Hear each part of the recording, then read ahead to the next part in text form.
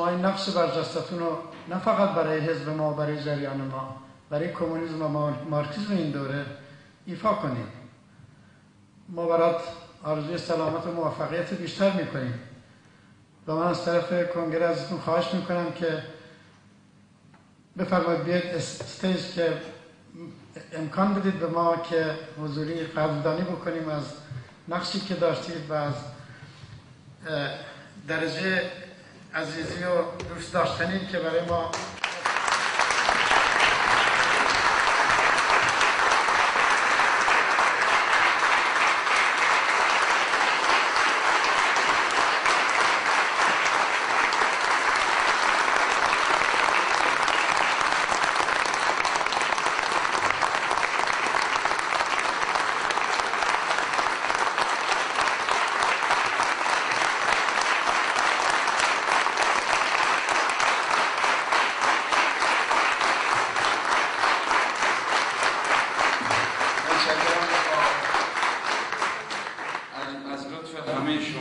تشکر میکنم از همه همدردی و دوستی و محبتی که حتی توی این فاصله دو روزه کنگره نسبت به من همیشه ازش برخوردار بودم، ولی توی این فاصله دو روزه کنگره من داشتید نهایت تشکر میکنم.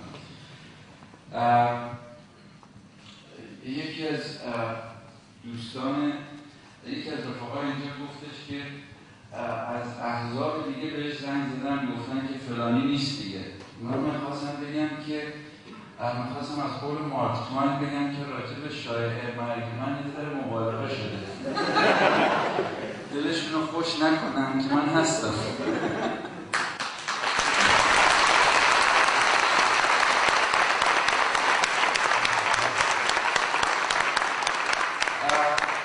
زبونم درازه، قلمم درازه، قلمم تیزه، مطمئن باشم تیزتر میشه و به کسانی که میخوان مارکسیسم رو دفع کنن رحم نخواهم کرد.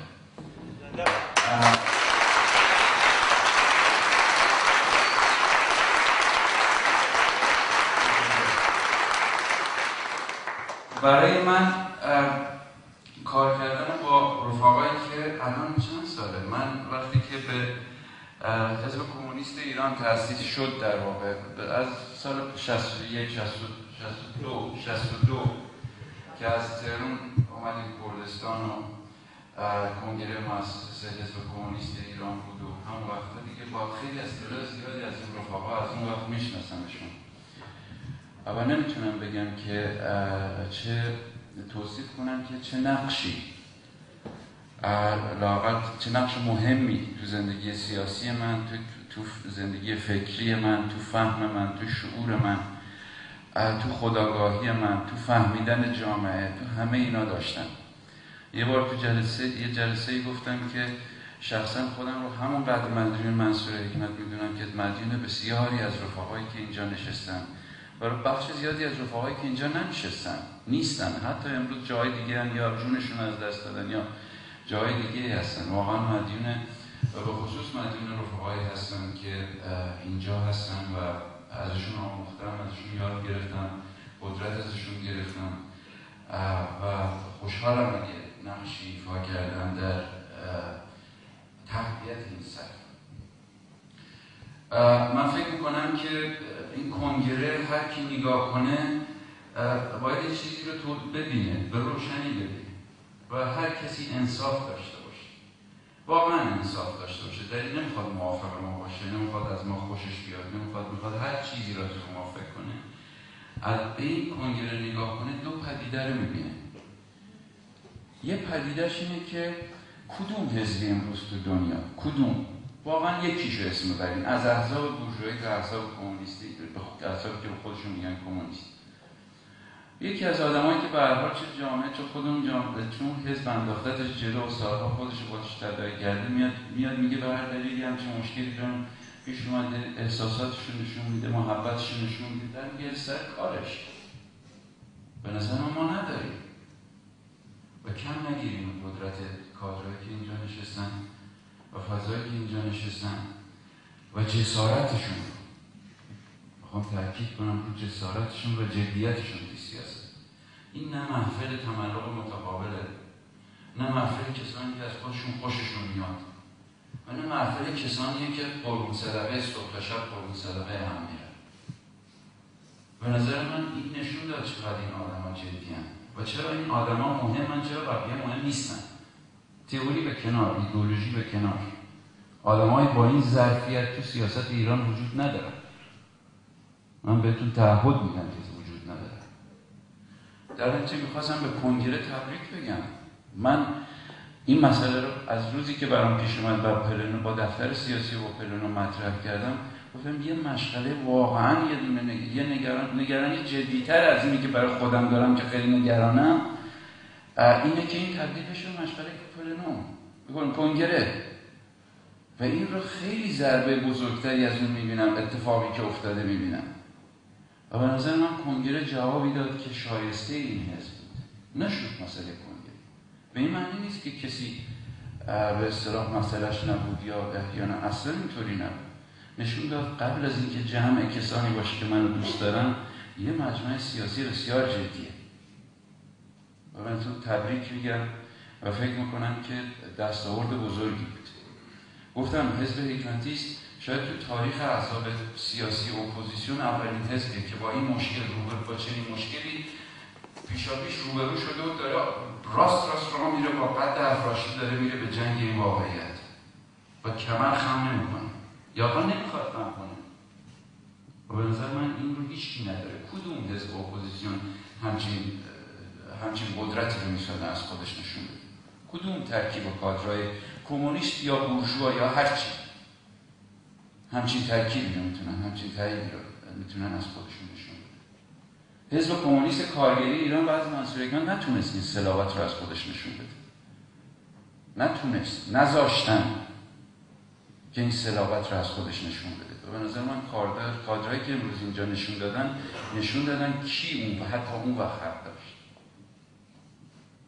ها میگن واقعیت رو به رسمیت بشناسیم. واقعیت دیگه‌ای که می‌خواستم بهش اشاره بکنم این بود. ببینیم رفقا، یکی از بالاترین شخصیت‌های این حزب و یکی از صاحب منصب‌ترین، حالا اگر مسابقه صاحب منصبی باشه، این حزب رفیق فاتح شیخ مبتکر یه قطعنامه میشه، میاد تو این کنگره رأی نمیاره. این الان من مطمئنم میرن داری دنبک، اینایی که تو اینترنت زندگی میکنن، داری دنبک می دست میگیرن که این رأی نیاورد. رفقا این نقطه قدرت این حزبه.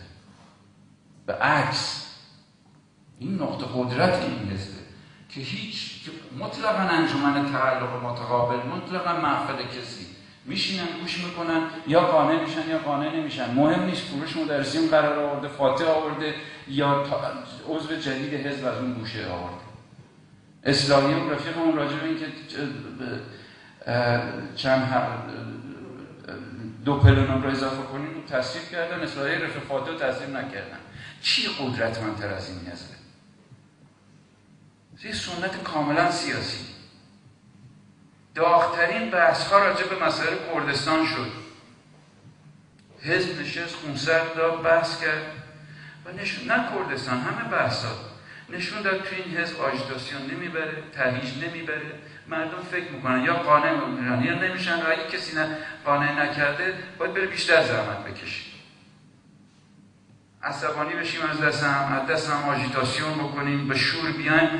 اینا کادرهای استخوان خورد کردن، مار خورده افعی شدن. ببخشید با اینا به جای راه نمیرن. کسی نمیتونه کسی رو برداره ببره جای دیگه با تهییج پشت میکروفون از این ور یا اون ور. من الان راجع به اصلا صحت و صلح هیچ سیاستی صحبت نمی‌کنم، دارم راجع به یه واقعیتی حرف میزنم. گفتن حزب تعدد نظرات و وحدت اراده تموم شد. رفقا جلوتون نشسته، کی میتونه، کدوم حزب میتونه این همه تعدد نظرات توش باشه و این همه وحدت اراده؟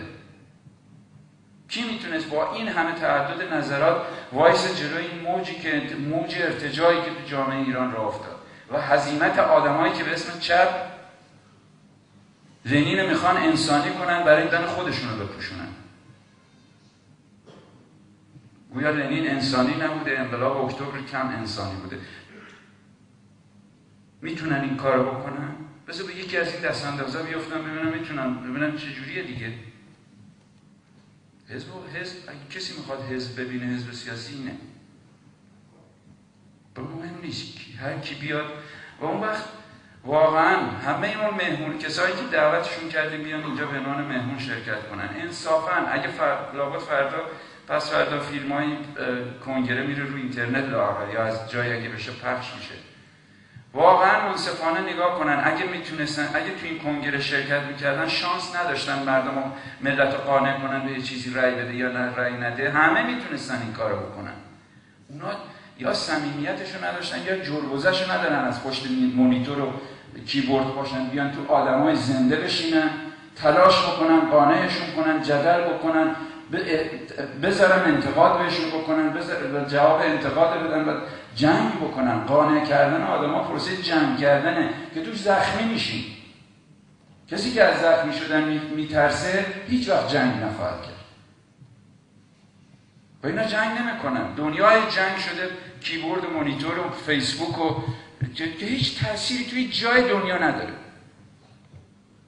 احمدی نژاد میبره، موسوی میبره، اینا رو اینترنت زندگیش به زندگی پر افتخارشون زیر پرچم قرمز که با کد به اصطلاح رنگ قرمز گرافیک ویندوز قرمز شده، با اون زندگیشون رو میکنن.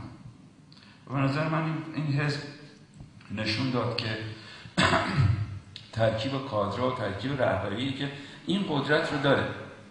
من لابد اگه تو بحثا شرکت میکردم با حرارت در دفاع از این قطعنامه، در مخالفت اون قطعنامه، مثل سابق شرکت میکردم، ولی این چیزی رو در واقعیت این حزب عوض نکرد. نشون داد این حزب بالغ‌تر از این حرف هست و به نظر من نقطه قدرتش بود و نقطه امیدی که اگه هست برای طبقه کارگر این حزبه و حزبیه که رهبریش امروز رهبری منتخب این کنگره شایسته بیشترین حمایت و شایسته بیشترین اتحاد و شایسته اینه که لایق اینه و توانای اینه که این حزب رو به اون جایی ببره که میخواد ببره.